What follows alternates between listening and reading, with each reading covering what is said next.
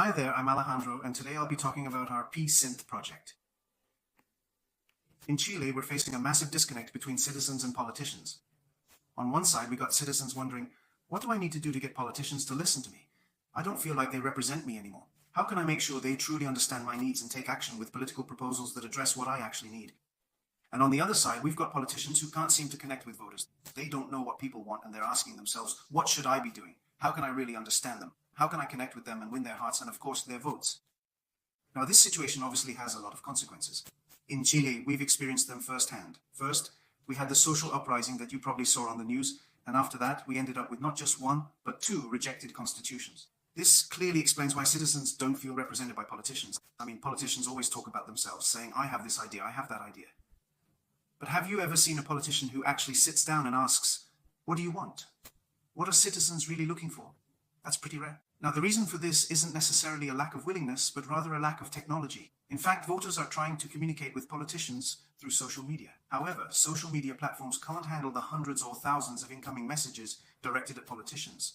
And politicians end up being flooded with tons of messages that they can't interpret, let alone act upon. Our solution aims to build a communication channel that aligns politicians and citizens, rewarding those politicians who are willing to listen to what citizens really want, and also rewarding citizens who are willing to spread the use of the platform in their communities. Therefore, we have two types of people. On one hand, we have the citizen, who is obviously the user. For example, let's consider Gaston, a committed citizen. Gaston is well educated, uses technology extensively in his daily life, and is politically engaged. However, he feels disconnected from his representatives and struggles to communicate effectively with them. For us, Gaston is crucial because he opens the door to his entire community.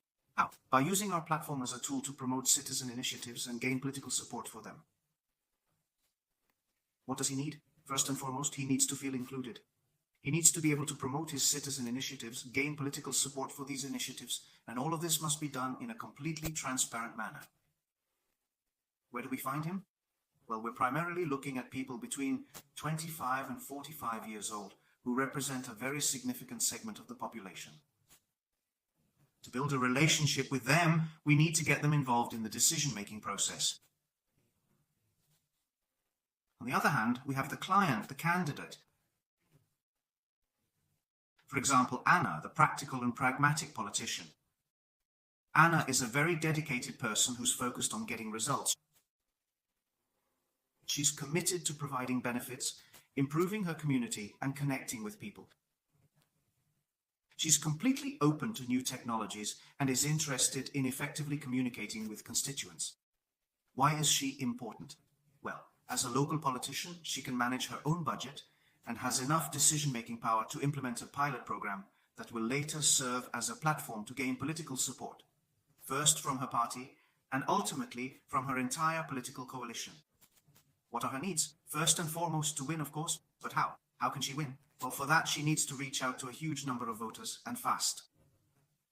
And not just get closer, but also connect with them, understand their needs, and ultimately win their hearts. What's their target population? Well, in Chile, politicians are actually very easy to find. There are 14 parties grouped into 3 coalitions, and each of them will try to field 16 governors, 346 mayors, 278 representatives, councillors, and so on in the elections. So it's very easy to locate them.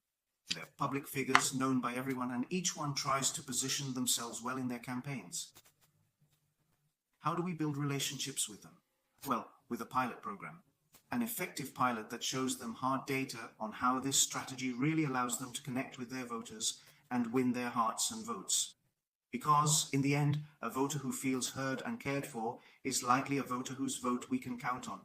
Similarly, the value proposition is also twofold.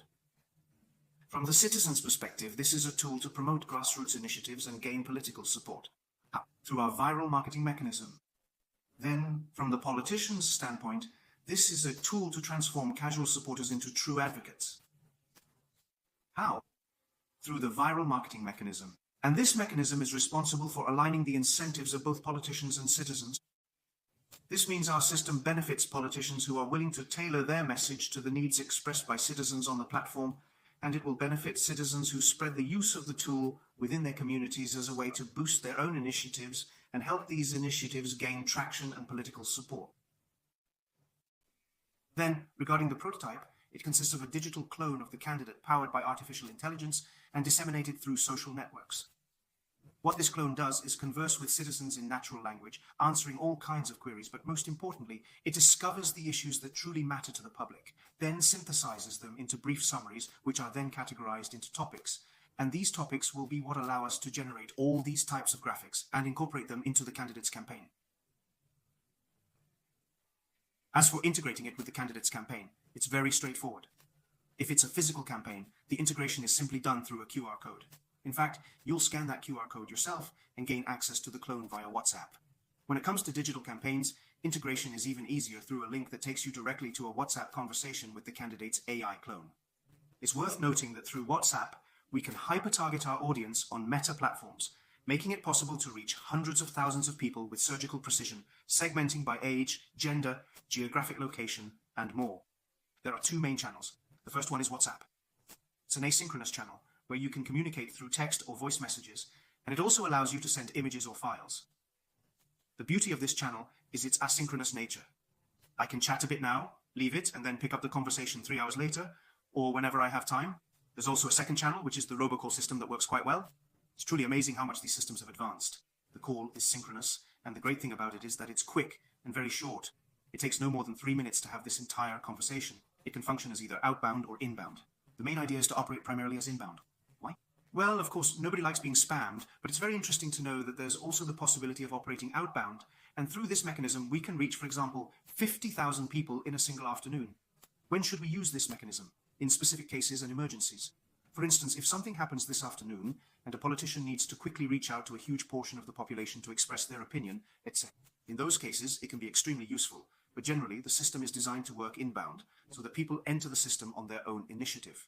As I was saying, to try it out, you just need to scan the URL code. The interesting part is understanding the mechanism of the conversation that takes place within WhatsApp or during a phone call. This is what we call the viralization mechanism, and it works in the following way. The first thing the clone does is respond to any questions, introduce itself, and find out the person's name. From that point on, it will always refer to the person by their name. The second step is to explain its value proposition and ask the user about their topics of interest. Third, it will empathize and delve into the situation. Fourth, it will continue to empathize and find out if there are other people in the community, such as the user's friends, who are experiencing the same problem. Then it will explain to the user that it is gathering information about the most pressing issues in that particular location, and will ask the user for help in sharing a link to be able to speak with more people about the same issue and thus give it priority.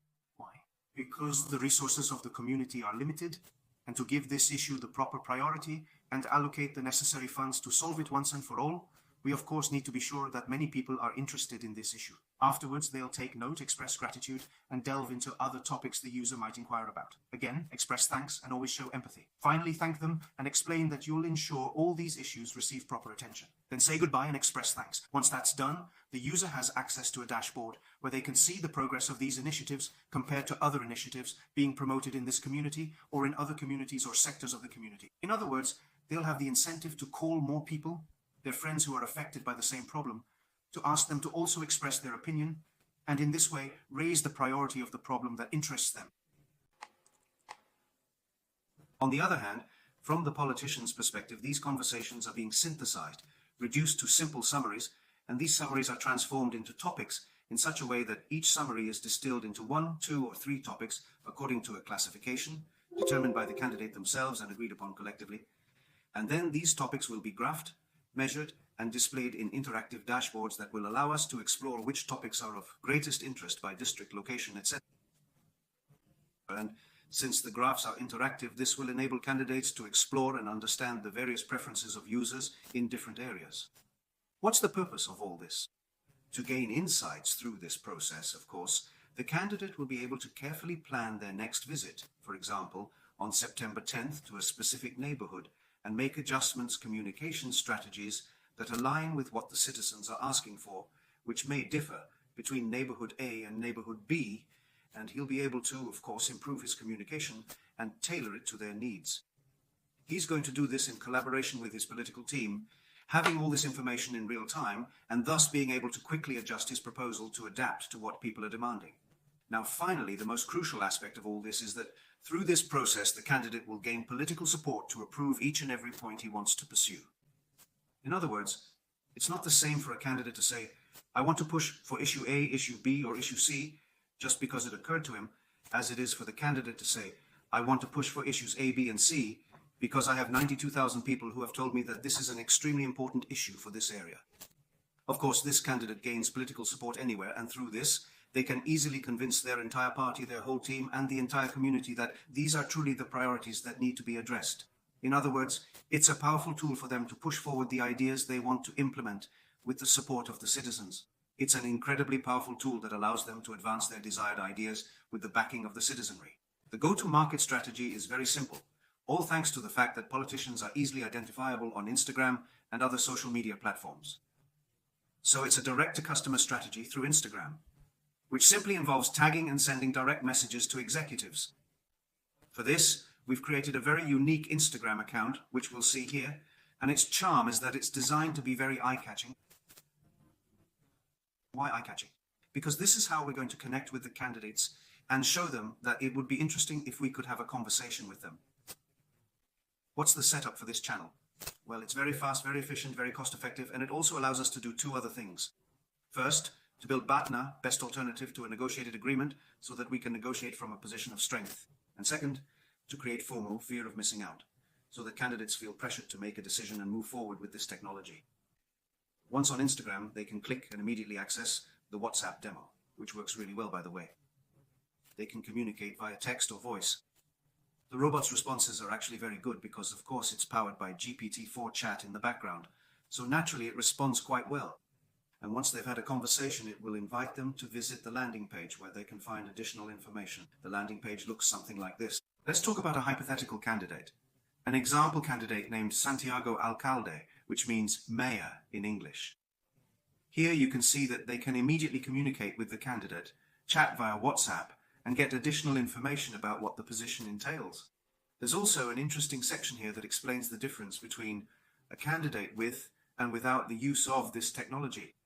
Finally, it leads to a page with communication options and additional information.